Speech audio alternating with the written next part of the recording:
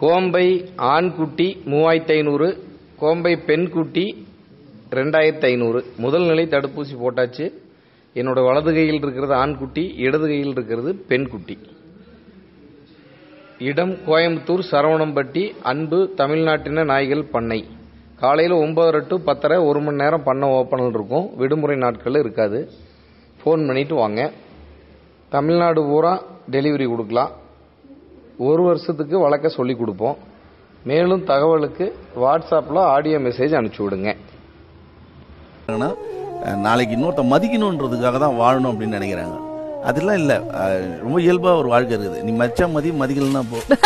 எனக்கு என்ன உன்னால எனக்குன்னா என் கை கால் குறைஞ்சிருமா, நீ மதிக்கலன்னா கீழே வந்துருமா கையை? ஒன்றும் கிடையாது, போட அப்படின்ட்டு போயின்னு இருக்கணும்.